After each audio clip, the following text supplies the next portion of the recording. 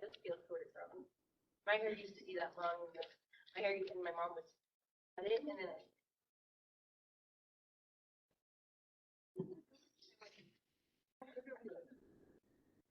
Okay, so the next topic is called terms.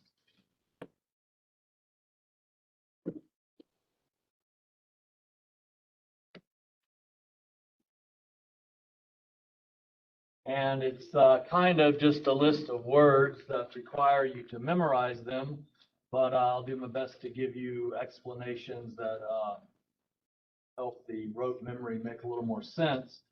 But the terms are extremely important because they come up over and over and over. It's really important to wrap your brain around them. Let's start by thinking about a nerve cell. So a nerve cell has a cell body, right, with a nucleus in it, and it has nerve cell processes consisting of axons and dendrites. Dendrites conduct signals toward the cell body, axons conduct signals away from the cell body. So these first four terms revolve around the parts of a neuron. So a nerve is, quote unquote, a group of nerve cell processes in the peripheral nervous system.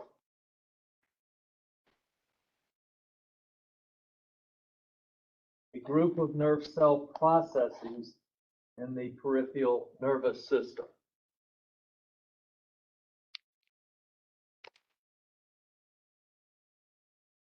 One more time, a group of nerve cell processes in the peripheral nervous system.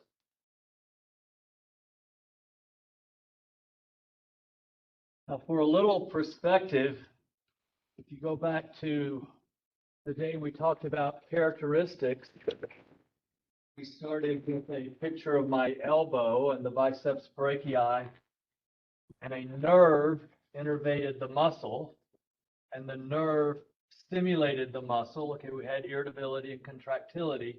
The nerve stimulated the muscle, and the muscle responded by contracting. But that gave us on or off. We had to have a way to control the force, the strength of contraction. So we divided the nerve into many nerve cells. We divided the muscle into many muscle cells. And a single nerve cell innervated a small group of muscle cells, and that constitutes a motor unit. So now we're learning exactly, specifically, the difference between a nerve cell and a nerve. Nerve is a group of nerve cell processes in the peripheral nervous system. You have three basic types of nerves, two of which I've talked about before. So motor nerves conduct information away from the central nervous system.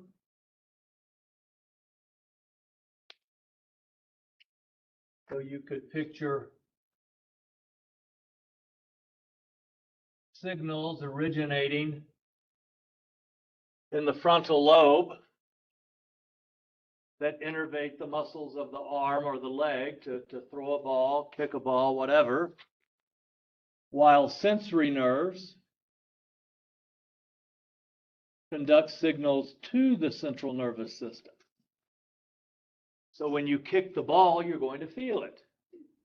If you touch the desktop, you will feel it. But now, because nerves are groups of nerve cell processes, okay, so in cross-section, and we've looked at this picture before, the same day we were talking about characteristics, and we broke a nerve down into many nerve cells.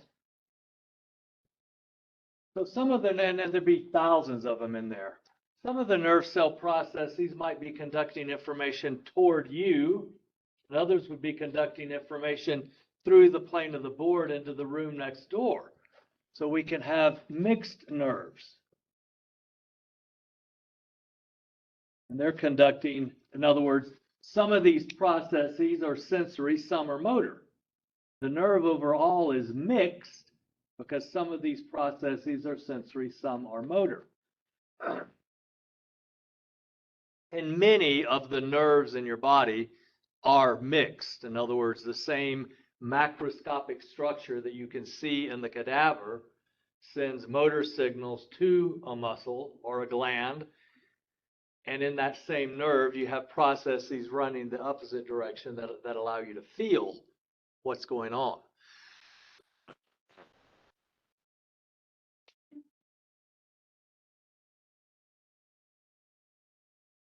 All right, the next term is tract.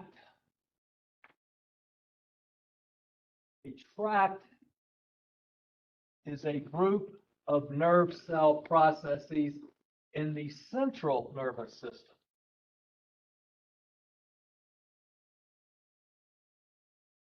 Group of nerve cell processes in the central nervous system. Okay, so we have the same definition for nerve as we have for tract, but nerve is PNS, tract is CNS. So you can see how specific or how picky, the language becomes. It's not difficult, but it becomes very specific. Now, with regard to tracts,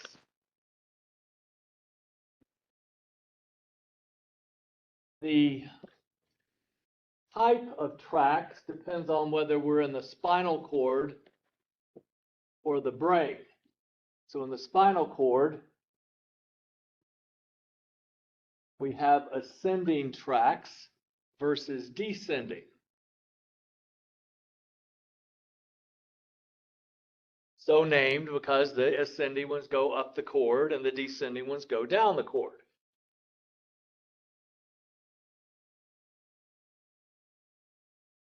Now, if you picture the central nervous system, the brain and the cord, I'll let you tell me if information is traveling up, okay, that's ascending. So information is being conducted up through the cord to the brain. Does that seem like it would be motor information or sensory information? Sensory information.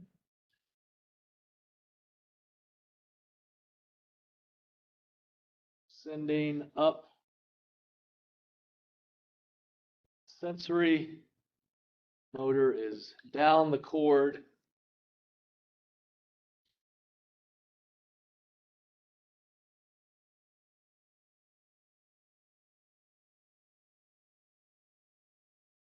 So again, it just kind of makes sense. If you picture the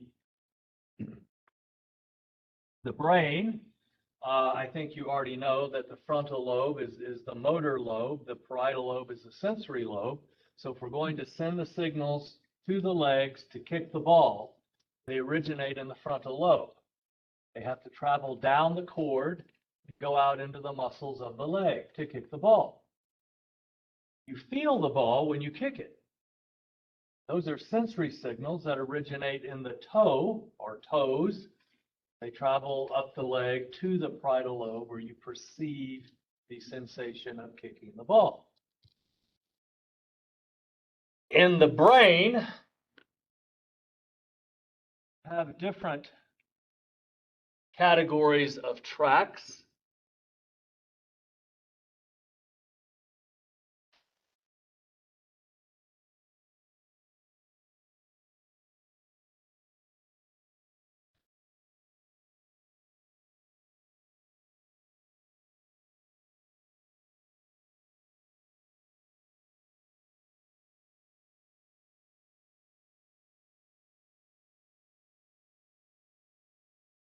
So we have commissural tracts, association tracts, and projection tracts. Again, these are groups of nerve cell processes. That's why they're called tracts. But now we're talking about tracts in the brain.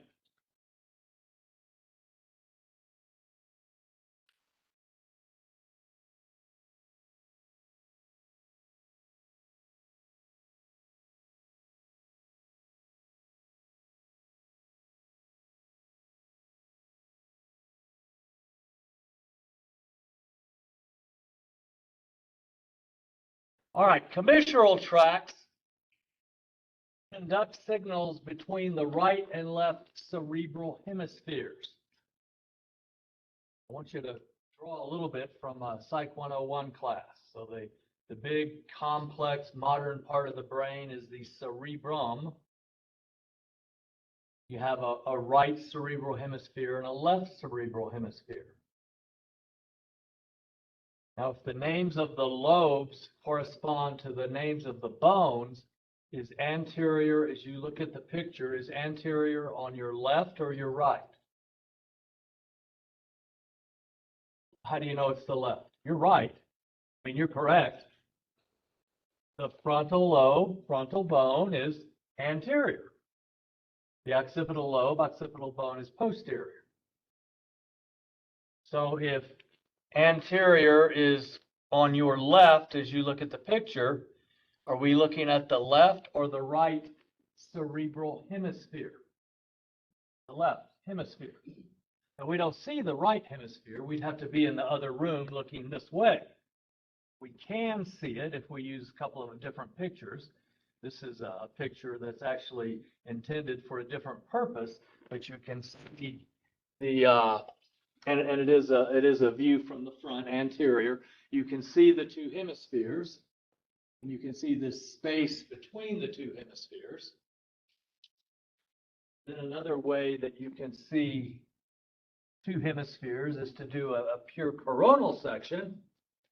So, you know, coronal, front, back. So these are the two hemispheres, and that little area that you see right in the middle, it has a name. I won't share that with you right now unless you want me to, but that's the little space between the two hemispheres. The main commissural tract, remember they connect the right and left hemispheres.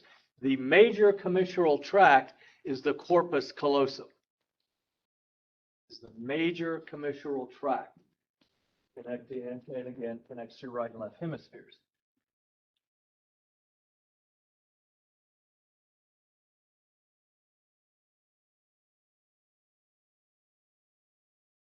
Next semester, we'll talk officially about the right versus the left hemisphere, but there's this idea called hemispheric specialization. And again, the Psych 101 class would have mentioned this, but we associate the right hemisphere with artistic endeavors, the left with analytical endeavors. We all use both sides of our cerebrum, for sure. But the person who is very gifted artistically, you know, maybe they can not just play the piano, but they can also play the guitar, they can play the saxophone, they can hear a song and sit down at the piano and play it. They don't need sheet music. They can dance, they can paint, they can sculpt. That person uses their right hemisphere a lot more than I do. You guys have seen me draw. You haven't seen me dance, and you don't want to. Versus the person who thinks calculus and differential equations and physics are simple, like Sheldon, okay? They use their left hemisphere a lot more than other people do. All right. So commissural tracts connect the two hemispheres. Your major commissural tract, your main commissural tract, is the corpus callosum. Next, what I list next? Association. Association tracts connect different lobes. I'll make this one simple to understand. So your temporal lobe is responsible for auditory functions. And as I alluded to previously, that would include not only being able to hear the sound, but knowing what the sound is. And when we talked previously about that's actually two different areas in the temporal lobe. The occipital lobe is responsible for visual functions.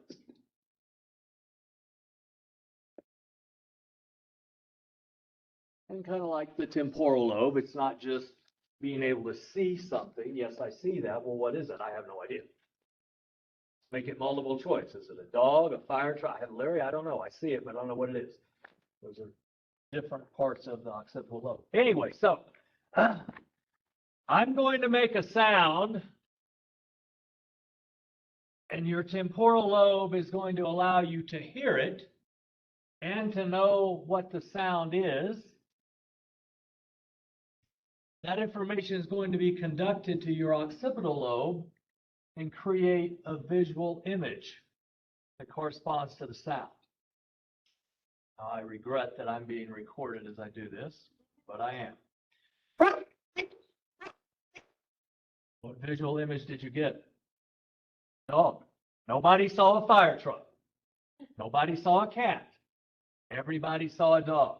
This morning, a young lady right over there, kind of 2 seats away from Mallory, said she saw Baxter. Anyway, so the visual image came from your occipital lobe. The ability to hear the barking dog came from the temporal lobe.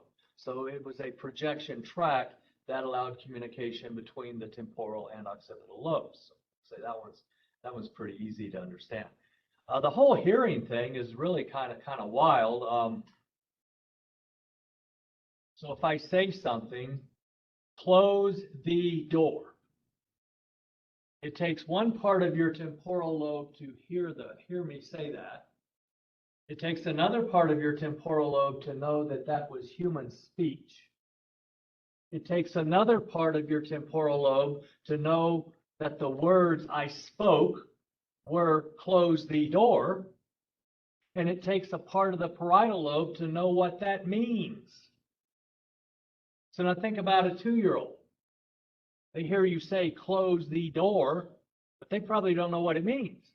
That part of the brain's not developed yet.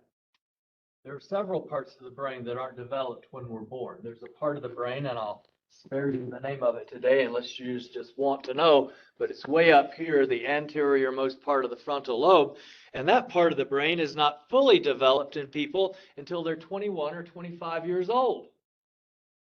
And in males, often not until they're 35 years old.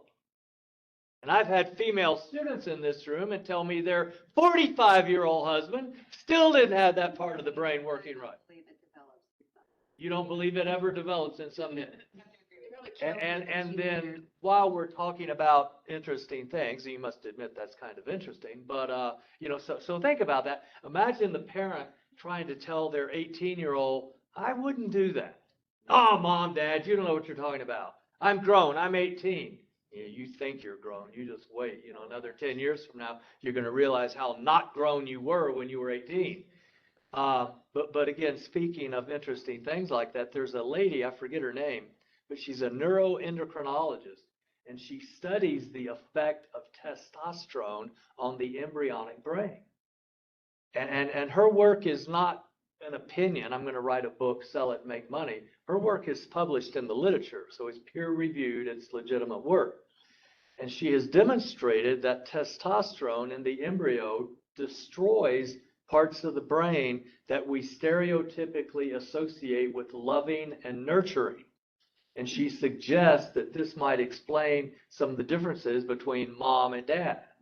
Kid gets hurt, mom, oh, poor baby, let me put it back. Kid gets hurt, now suck it up, take it like a man. And who do you go to for comfort? You go to mommy for comfort. Anyway, that's all stereotyping. I totally acknowledge that. My grandmother was the suck it up, take it like a man person. In fact, when I fell out of a boat and the boat ran over me and cut off a toe, which they sewed back on, is no big deal. But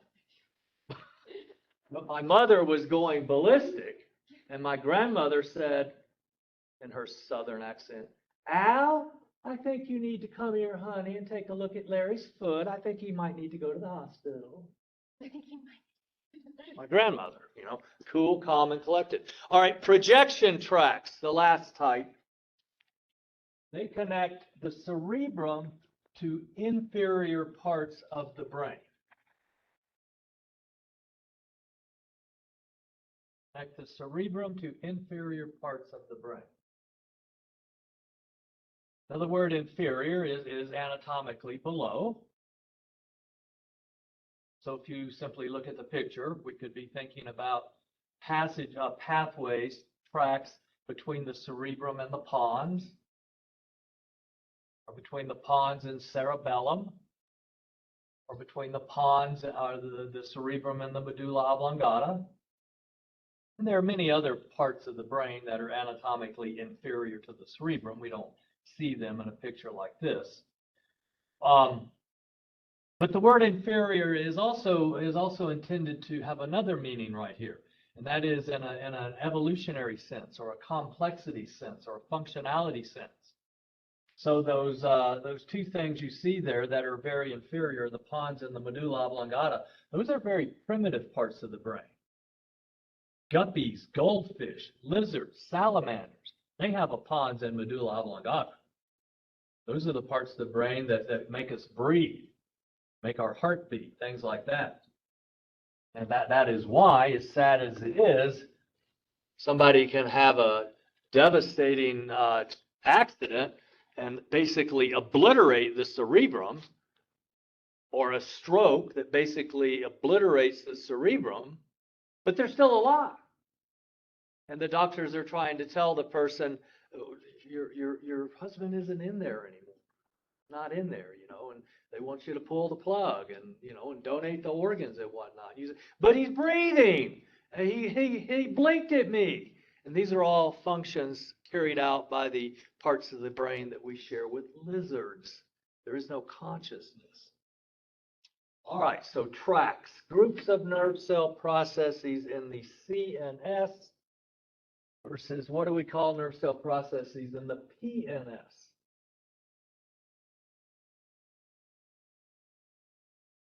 Nerve.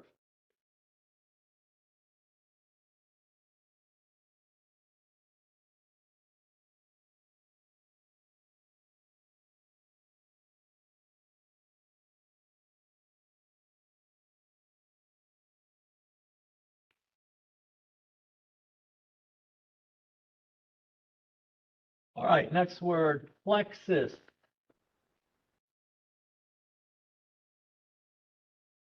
Remember when we started this, I said these terms, they come up over and over forever. So we're about to see how that happens via an application question. A plexus is, quote unquote, a group of nerves.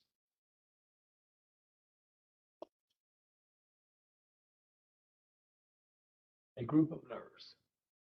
So is a plexus CNS or PNS? Huh? Oh, no. And how do you know that? You're right. How do you know that?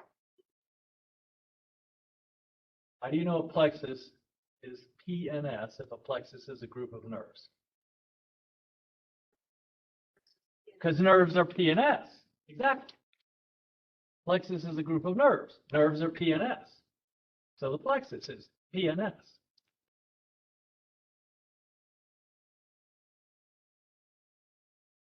You have 4 plexuses. So if we take a look once again at the central nervous system.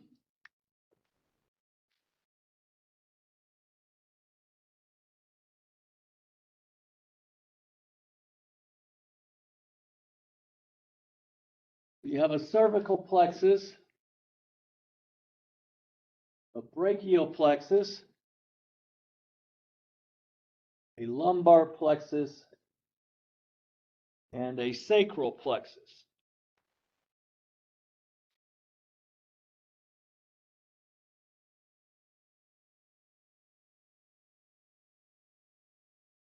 So those are groups of nerves that come off of the spinal cord. Think about your bone anatomy. The spaces between vertebrae called intervertebral foramen, which are the passageways for spinal nerves. So you have a group of spinal nerves that forms each of these plexuses. What these plexuses innervate is very often in the name. So the cervical plexus innervates the foot. Does that make sense? No, that's stupid. The cervical plexus innervates the neck, the head, the face. Interestingly, the cervical plexus also innervates the diaphragm. And the last time I checked, my diaphragm was right here, not in my head, my face, or my neck. So that's an exception. The cervical, head, neck, face, scalp, things like that. The brachial plexus innervates the leg. Does that make sense? Dumb. Brachial, referring to brachia. Noun, brachium, upper arm. So the brachial plexus innervates the arm. Things get a little messy. Oh, good God. With lumbar and sacral. I mean, they're both lower body, they're both leg, but lumbar is anterior leg, sacral is posterior leg. Well, that's clear enough. So which would innervate the quadriceps, lumbar or sacral? Lumbar, and the hamstrings would be innervated by the sacral plexus. But like I said, these can get a little bit messy. So I'd like you to look at on yourself or your neighbor, the head of your fibula. Is that anterior or posterior? It's lateral, Larry. Well, I know, but for purposes of these two plexuses, which one's going to innervate it? Is it anterior or posterior? Both, maybe? Yeah. And maybe it's not exactly the same on me as it is on you. Because as I've said before, we're not like washing machines or lawnmowers created by an engineer and built in a factory by robots. We're living creatures. So when we formally study these plexuses next semester, we'll see things like the scrotum and the labia majora are innervated by both of these plexuses. The perineum is innervated by both of these plexuses.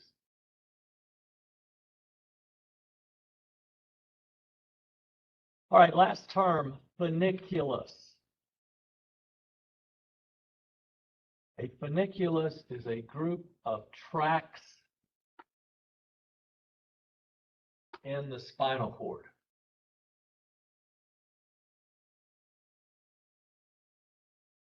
Funiculus is a group of tracts in the spinal cord.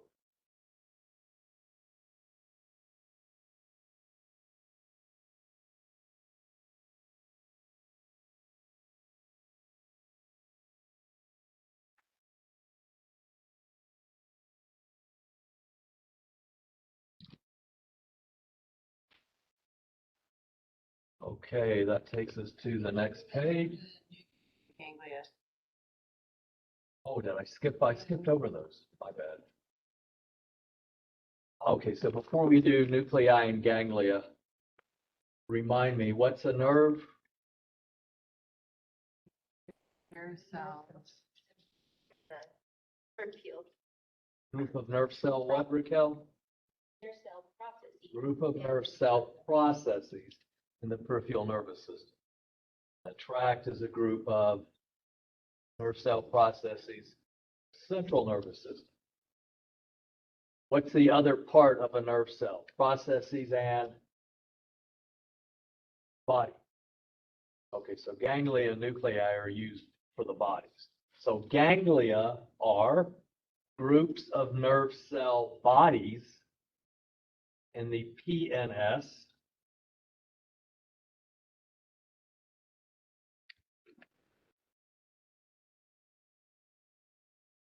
Ganglia, groups of nerve cell bodies in the PNS. Nuclei, groups of nerve cell bodies in the CNS.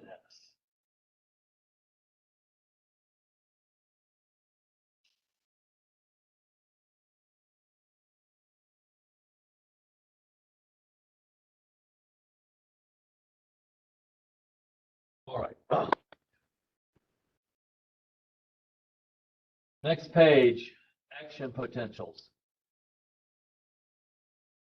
This is 99.99% physiology, so it's interesting.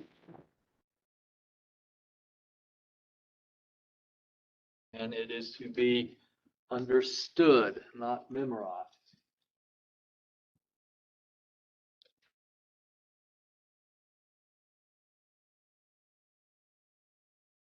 All right, so you're going to need to organize yourself as follows. You're going to need a clean sheet of paper turned sideways, and that will match up to the big board.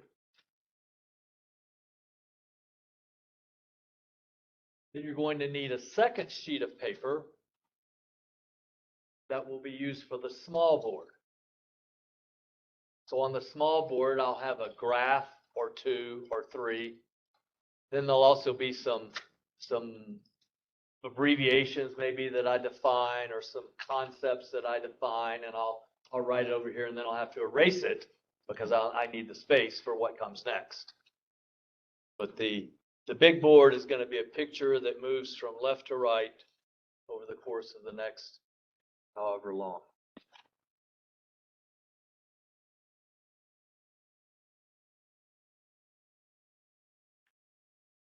Okay, so the topic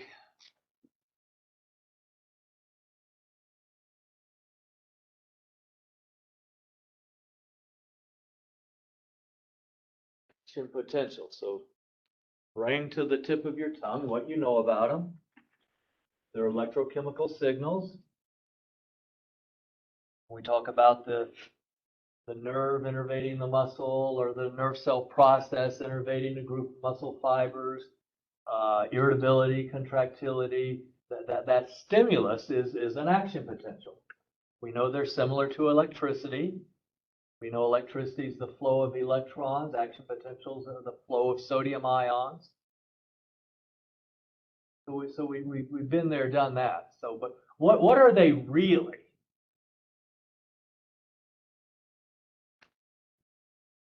Well, first graph, the one we'll use primarily, will go here. If we go into the lab and we take a cell,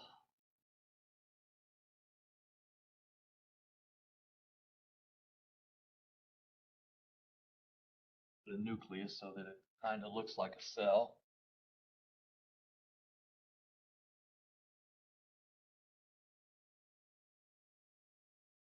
We measure the voltage on opposite sides of that membrane.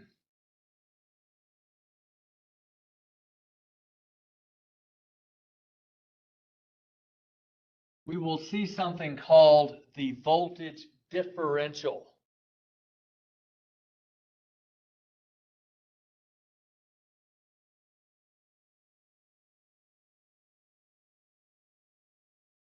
Now, to start understanding what a voltage differential is, let's start with voltage. There are things you are familiar with where you measure in volts. In other words, I bet everybody in the room knows that the smoke alarms in your home have 9-volt batteries. A lot of you know that the battery in your car, and I'm not talking about an electric car, it's a 12-volt battery. Some of you may know that C cells and D cells are 1.5-volt batteries. The plug in the wall where you plug in a lamp or a toaster is 110 or 120 volts, depending on who you're talking to and where they went to school and things like that. So that's voltage. If we had a voltage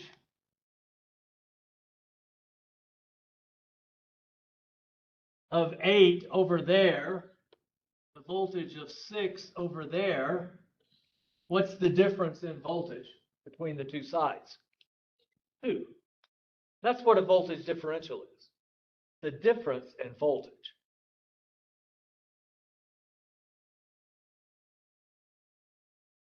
So if we measure the voltage difference in the inside of the cell versus the outside, the instrument that we're using to measure that, take this one step at a time. We'll say 70.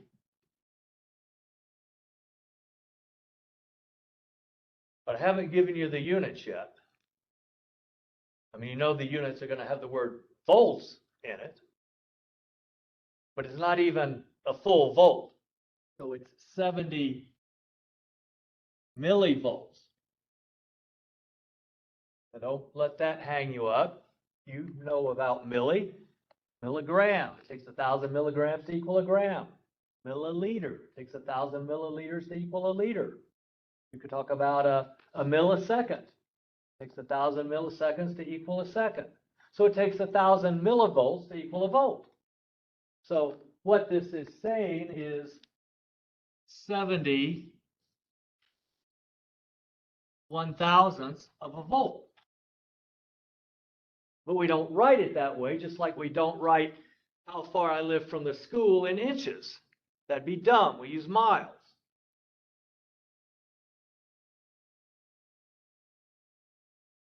But when we measure the difference in voltage across a cell membrane, we see that it is 70 millivolts. Remember, I said we're going to take it a step at a time, so I have one more thing to write here. It is negative 70 millivolts. It's negative because the inside of the cell is negative relative to the outside.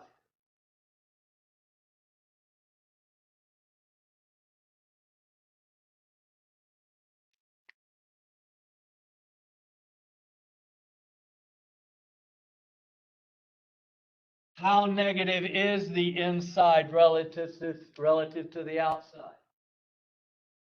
71,000ths of a volt, 70 millivolts.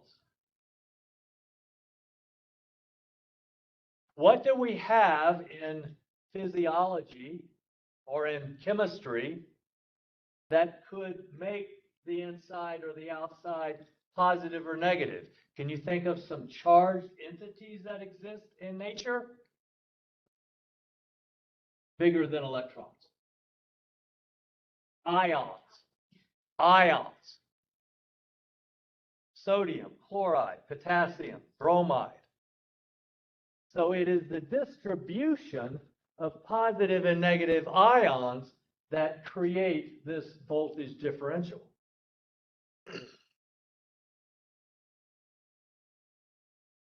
In our first picture,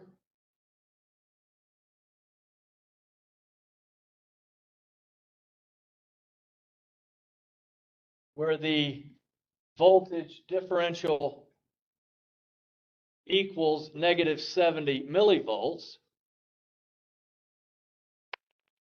this is a cell. The distribution of ions that creates the negative 70 is that inside we have a high concentration of potassium and a low concentration of sodium. Outside is the opposite. Low concentration of potassium, high concentration of sodium.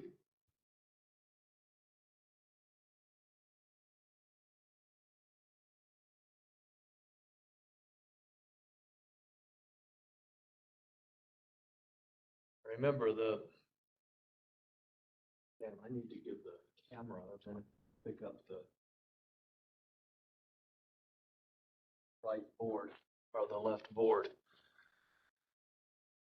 God, people. For those of you watching it this afternoon, you haven't missed much, but there's what the left board looks like. As I said, I'd be using the left board not just for the graph, but also for little sidebars and things.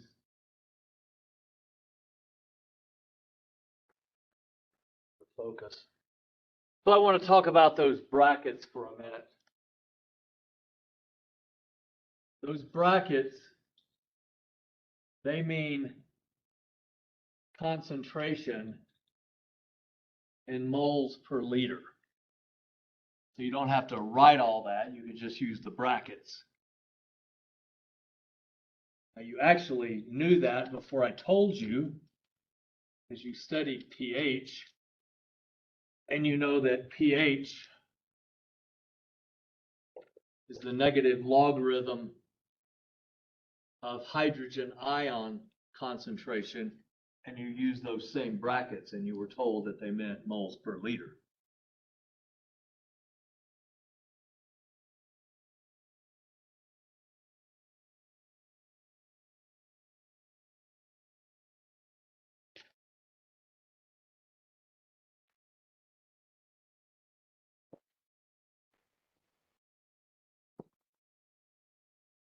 So far, we don't have anything that account for the voltage differential. All I see in the picture are cations. There are two different cations, sodium and potassium. One's high inside, low outside, and the other is the opposite. One more player here. These are anions. So there's a high concentration of anions in the cell relative to outside the cell, where the concentration of anions is low.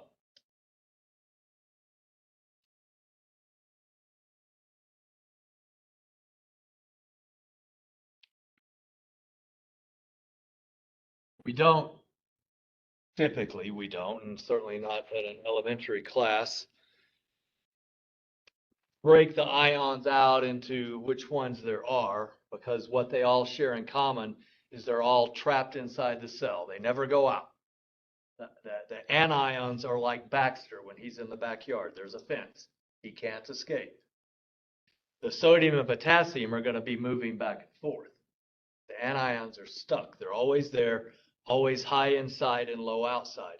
But this is why the inside of the cell is negative relative to the outside. The cations offset each other. One's high, one's low inside, opposite outside. The anions are high inside, and they always are. Now, if we've got a voltage differential of -70, so on your graph, you want the following numbers: -70,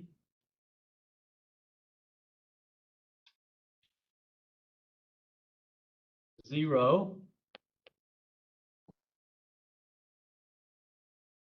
count 60, 50, 40, 30, 20, 10.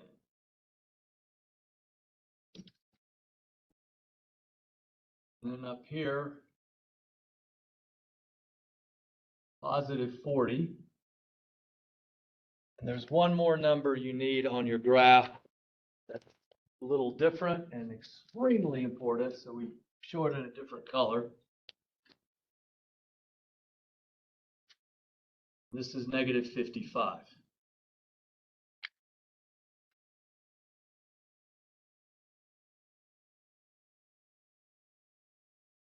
So in our resting cell,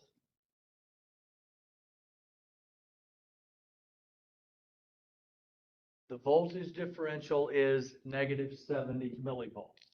So our instrument that we're measuring with would show the line right there at -70. What we're plotting is voltage differential over time.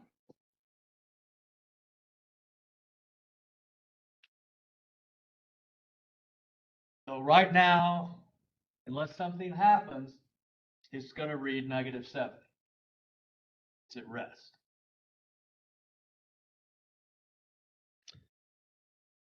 The first thing to happen in an action potential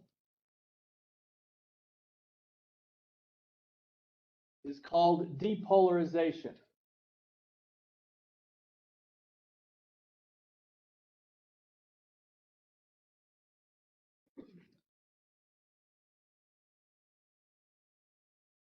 Make sense of that word. The word, don't write this here. The word polar means that there's a voltage differential.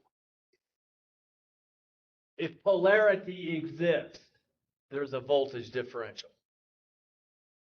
So depolarization would mean to lose polarity, to be less polar. Think about your numbers, number system, and graphs. Negative 40 or whatever this number is less polar than negative 70, isn't it? Negative 40 is closer to 0. At 0, there is no voltage differential. At 0, the system is apolar. There's no voltage differential. So the first thing to happen is we're going to lose polarity. So on our oscilloscope, that's the name of the instrument if you care. I don't care if you care or not. But on our oscilloscope, we're going to see the line moving up. We're becoming less polar. Goes up so far, it goes all the way through 0 to positive 40.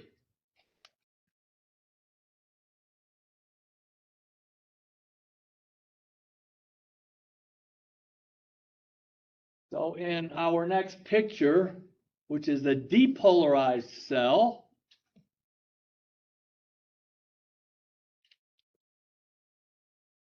we are at positive 40 millivolts.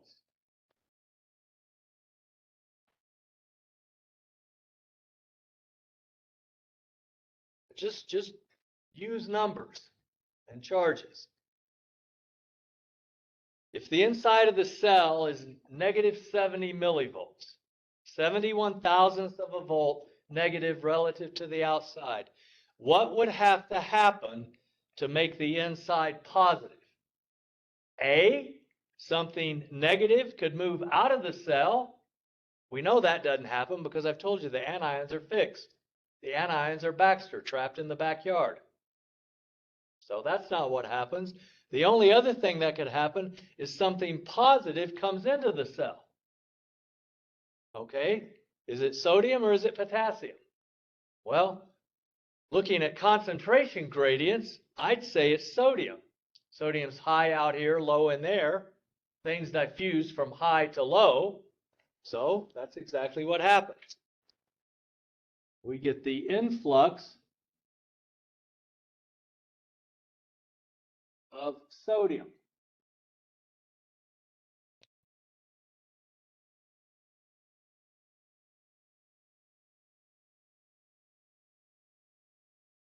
Now, if you remember your 8th or 9th grade biology, this is where the story stopped.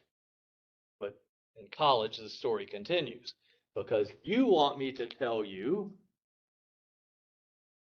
how. And I am. So first,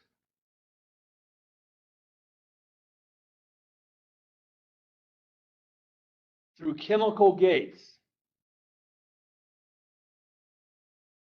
First, chemical gates. What is that? Well, let's start with what a gate is in this context. Actually, let's start with a gate. My fence has a gate. If the gate is closed, Baxter's trapped in the backyard. If the gate is open, Baxter can't escape. Well, now think about cell membranes and everything you learned about cell membranes in biology.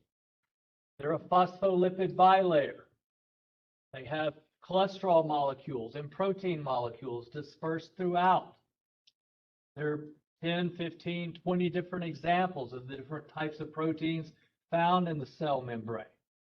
Think about proteins in the cell membrane that act as pores for facilitated diffusion, little hydrophilic pores.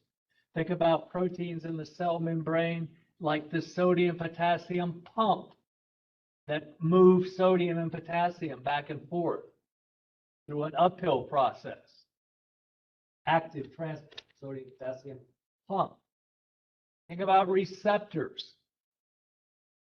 Well, the type of protein we're talking about right here is a protein that spans the membrane, and it has a pore in it.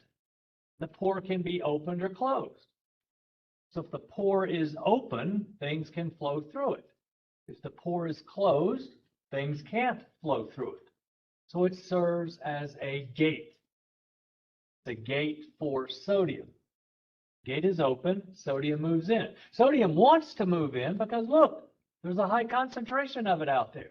It wants to move in, but it can't until you open the gate. The first type of gate to open is called a chemical gate. Now, the word chemical in this context is used very, very loosely because when I say chemical gate, you probably picture a beaker or an Erlenmeyer flask with some liquid in it. It could be that. Let me show you. Here I have a beaker. I've got a bunch of them with different solutions. Stick your tongue out, please. I take my eyedropper and I drop some liquid on her tongue. And I say, what was that? She goes, ooh, I don't know, but it was bitter. That's why she said it was bitter. Now, another beaker. What was that? Ooh, it was sweet. Sugar water. A couple more times, lemon juice, salt water, whatever. So that chemical in the beaker is interacting with a receptor on her tongue, opening a gate, the sodium gate, and sodium is able to move in. It wants to move in, but the gate's got to be open for the sodium to move in. So when I say chemical gate, yeah, it may be what you picture when I first said it, the beaker with the fluid in it on the desk. But it doesn't have to be that.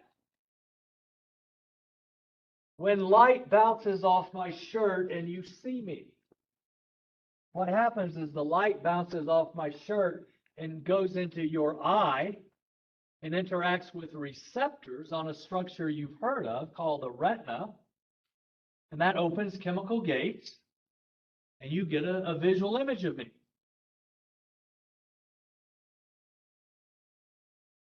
Now, that visual image is just a perception in your occipital lobe. I'm really not even here. Everything is just a perception. When I speak, you hear me. What does that even mean?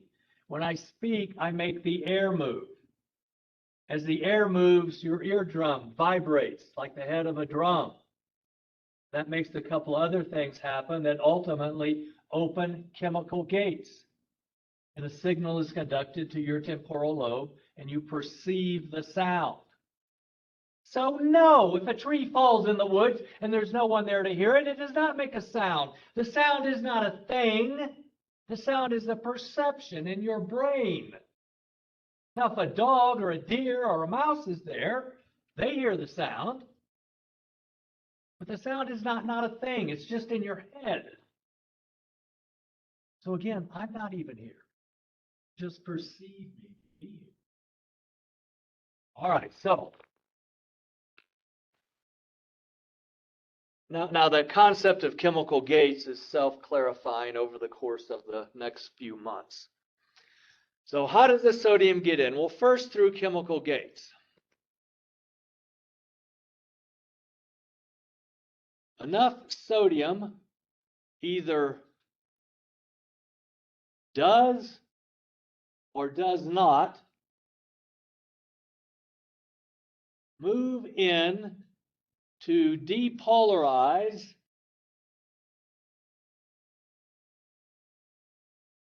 the cell to threshold.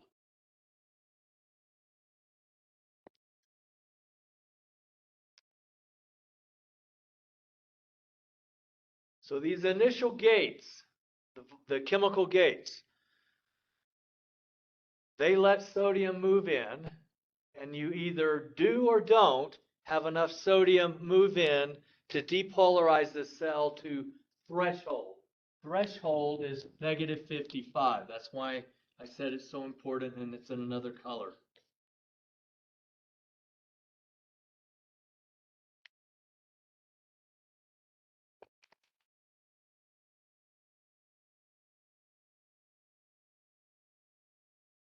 So when those chemical gates open and sodium is moving in, and we are depolarizing.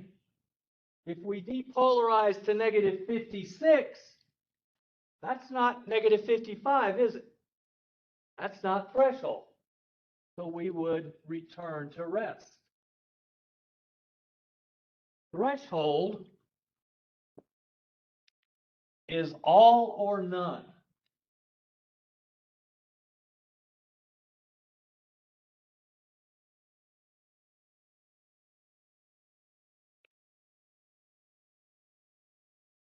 So you reach threshold or you don't.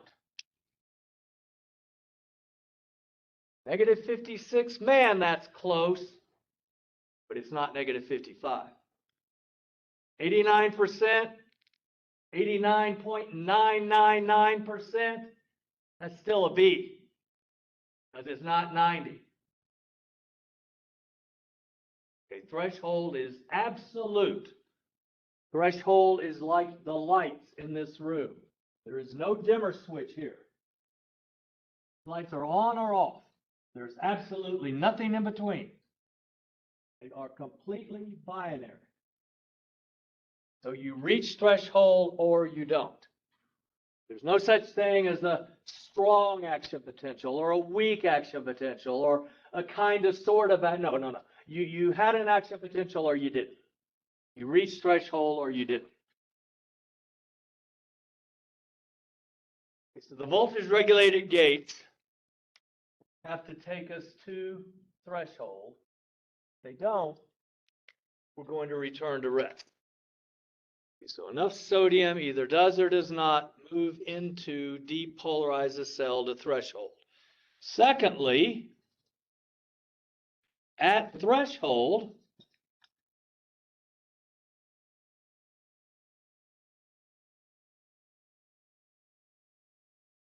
voltage regulated gates open.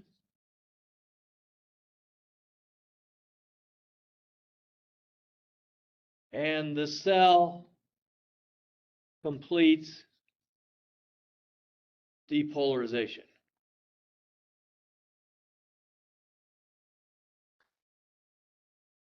Secondly, at threshold, voltage regulated gates open and the cell completes depolarization.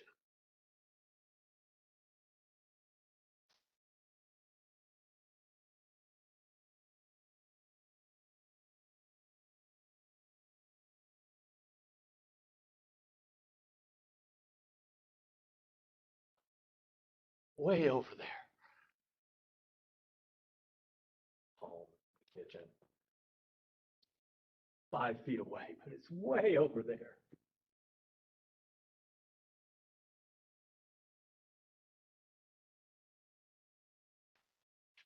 So when this environmental stimulus occurs, something that we perceive as sound or vision or feeling, temperature, texture, that drops on the tongue. When that environmental stimulus occurs, the chemical gates open and we begin depolarizing. If we reach threshold,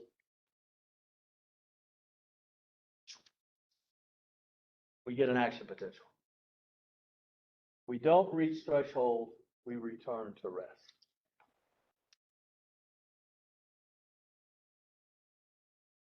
Now, I think we decided that the only thing, as we look at the resting picture, the only thing that could have moved the cell from negative on the inside to positive on the inside, since number one, the anions can't leave. Number two, it doesn't make sense that the potassium would go in, that'd be uphill. So it has to be the influx of sodium. So in picture number 2, we still have the high potassium inside, but now sodium is high inside. The anions are in there high as they always are. Reverse all of that for the extracellular world.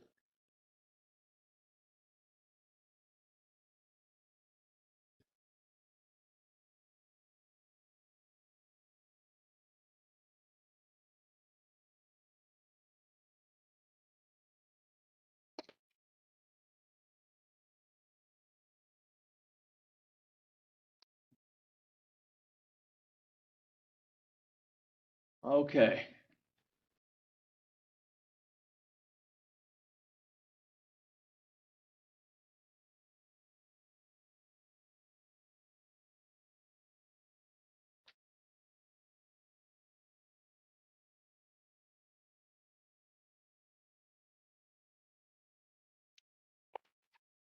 Our cell has depolarized, and next it's going to repolarize.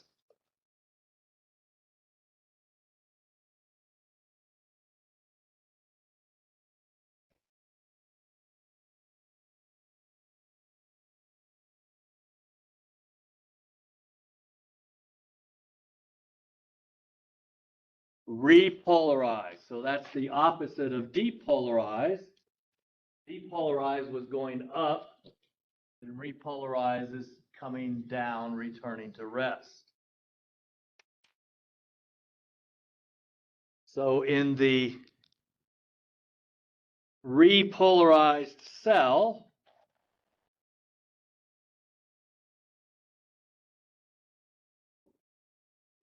we're back at positive 40 millivolts. We see that in the graph.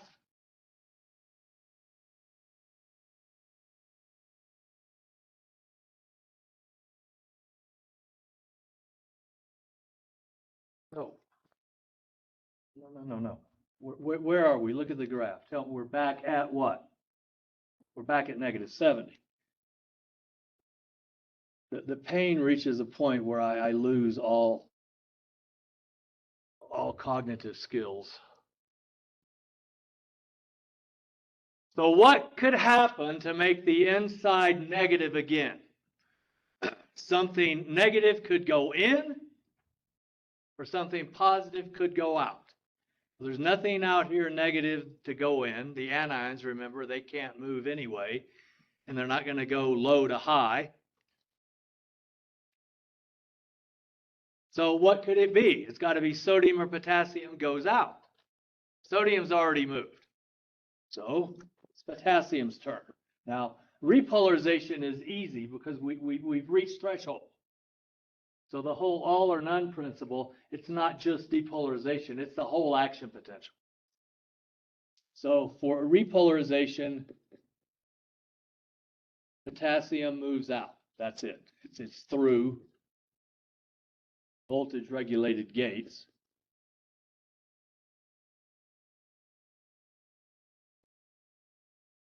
But you don't have all these details with two different types of gates, like we did on the depolarizing side. So put your ions in the picture. Start with this picture, but account for the movement. The movement is that potassium moved out. So we've got low potassium now inside, high outside. The sodium is high inside, just as it is in the picture on the left, and low outside. And the anions are there as they always are.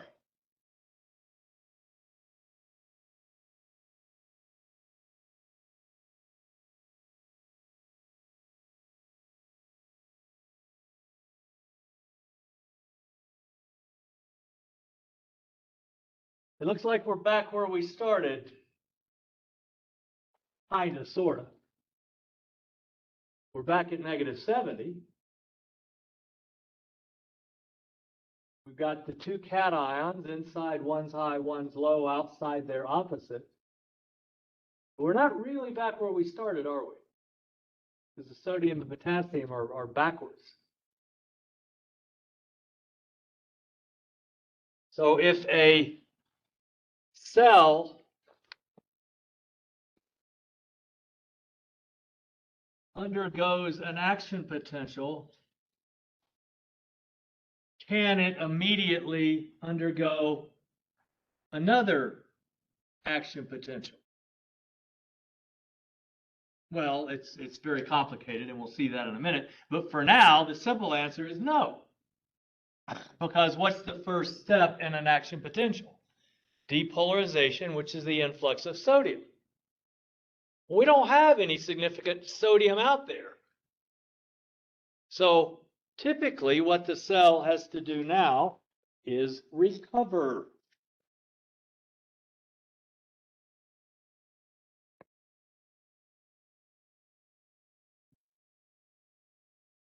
So the sodium potassium pump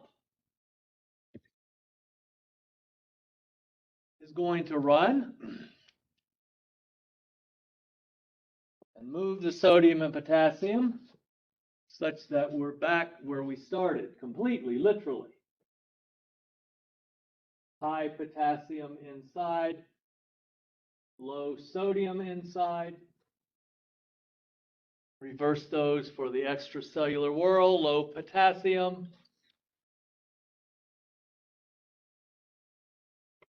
High sodium. The anions, again, they never change, never move.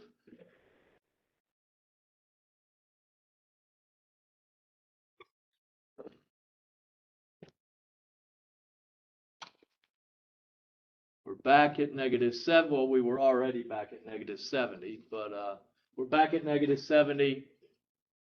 And we have our ions in the right location. And we are back to a resting cell.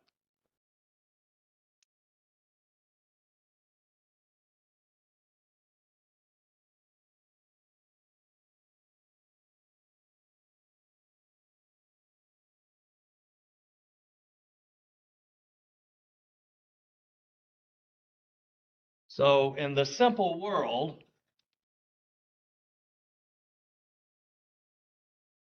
a cell undergoes an action potential,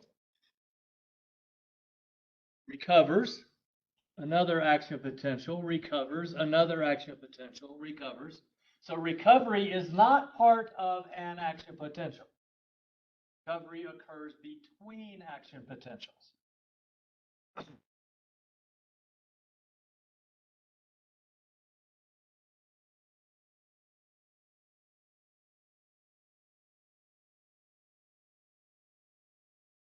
Now let me fry your brains. How long did it take me to explain this? And that doesn't mean you understand it. I hope you do. I hope at least half of you understand at least half of it. But whether I succeeded or not, how long did it take me to explain it? Huh? Say more like 30. Yeah, I don't care whether it was 10, 15, 20, or 30. Touch something, anything. How long was it between the time you touched it and the time you felt it? Almost instantaneous. All this crap up here happened 914 times. Between the time you touched that and the time you felt it. There were 914 action potentials. Now, let me really fry your brains. Go back to something we visualized before. You pick the Olympic gymnast, figure skater, diver. They come off the platform, off the beam, whatever. They hurl themselves into the air. And the hundreds of muscles have to contract. The right part of each muscle has to contract in the right order with the exact amount of force so that they flip around and rotate and land perfectly. How many of these do you think occur? Trillions and trillions and trillions. And how long does it take to do the triple axle or the quadruple axle or the Salchow or whatever they do? A matter of seconds. Trillions of these occur. Wow. That sort of boggles the mind. Okay, so next we want to think about, and we're almost done. I know class is almost over, but what we want to think about now is refractory. Absolute and relative refractory. And what refractory has to do with, we'll go back over to this board for a second. Does the cell have to recover between action potentials? Might it be possible to skip recovery?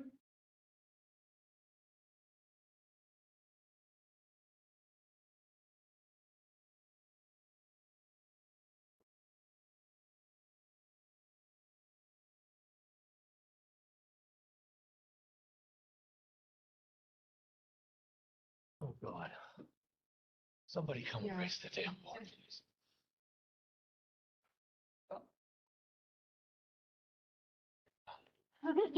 Give me some more of that heroin. Oh, God, now it's on tape. I was joking. So again, as we move into the two phrases there, absolute and relative refractory, the question we're addressing is, does a cell have to recover between action potentials?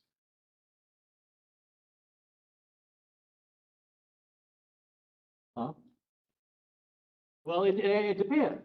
I mean, if it was as simple as yes or no, there wouldn't be anything to talk about. So it depends. See how hard that is? And pretend like your right leg is screaming, like you have knives between the head of your femur and your acetabulum. Foot's on fire.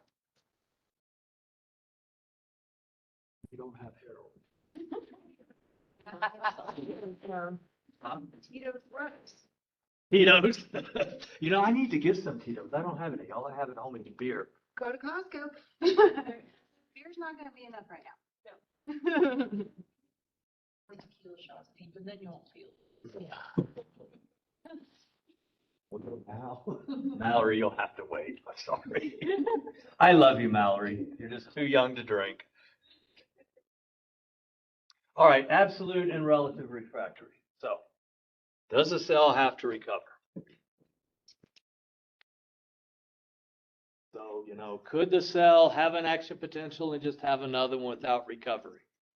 Or could the cell have an action potential, be halfway down and go back up? All right, if we're in relative refractory,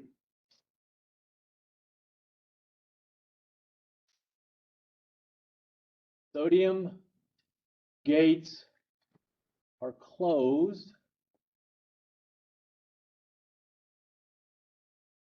Cell has completed depolarization.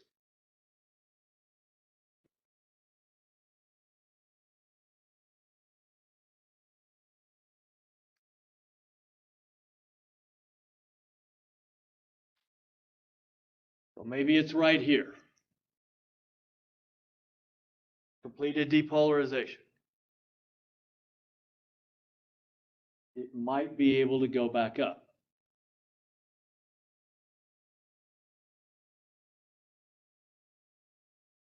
Given a stronger than normal stimulus,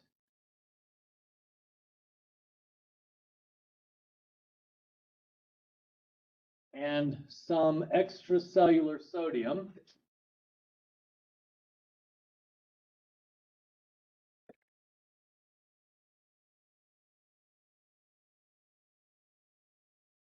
the cell can, as in is capable of, re-enter depolarization.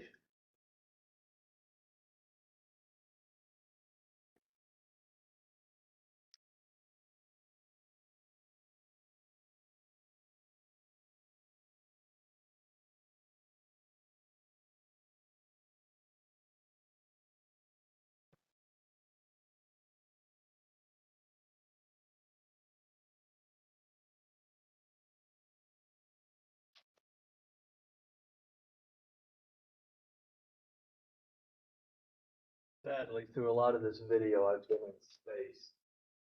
What I'll do as I've been doing and post the morning and the afternoon videos. So sodium gates are closed. We finished depolarizing. So we could be saying we go down, we skip recovery, we go back up. Or we go halfway down, we go back up. We go just an itty bitty bit down and we go back up. But you have to have a stronger than normal stimulus. And you can use your own imagination to imagine what that might be. You've slipped, you're hanging on to a 1/16 of an inch wide piece of rock dangling over the Grand Canyon. And if you can't hold on, you'll fall to your death. Might hang there long enough for somebody to go get a rope. Somebody's chasing you. If they catch you, they're going to kill you over the course of 15 days by cutting off one thing at a time. Cut off a finger, leave you with no food or water, come back tomorrow. Cut off an arm, leave you with no food or, okay, you're going to beg them, please just kill me. So that person's chasing you and you know this is what they're going to do to you. You may run your first sub 3-minute mile. Stronger than normal stimulus. All right, the last one, absolute.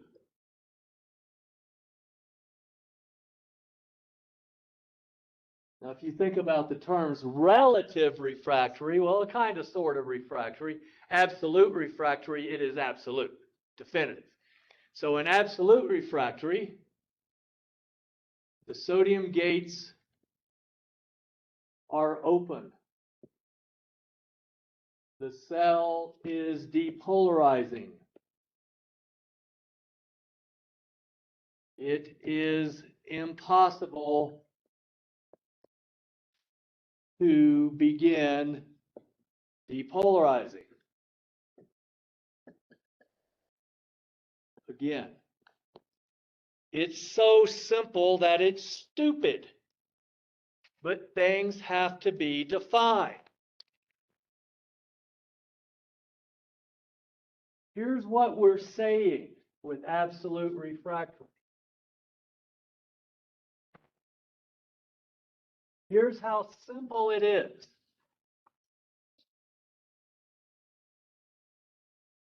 I'm opening the door, correct? Is it possible for me to begin opening the door? I'm already opening it. How can I start to open it? That's what this says. That's what this is saying. Okay, the sodium gates are open. So in other words, we're on our way up. If I'm going up, can I start going up? That's what absolute refractory is. So it's so simple that it's stupid. But things have to be defined. No, it's not art. It's science. All right, guys, your red mark, and I don't have my copy of the notes, so I typed this in this morning and saved it. You can see what I wrote there in red. Begin here on Monday. I hope we have time for some Q&A on Monday. So, assuming you're working through the exam 3 and final exam review documents, you know what you know and what you don't know, and you have questions, bring them. And like I say, I hope we have some time to review. I honestly don't know for sure if we will. I mean, we should have a little bit of time, even if we don't have a lot of time. All right, ending the recording. Bye, Baxter. Daddy will be home in a couple hours. All right.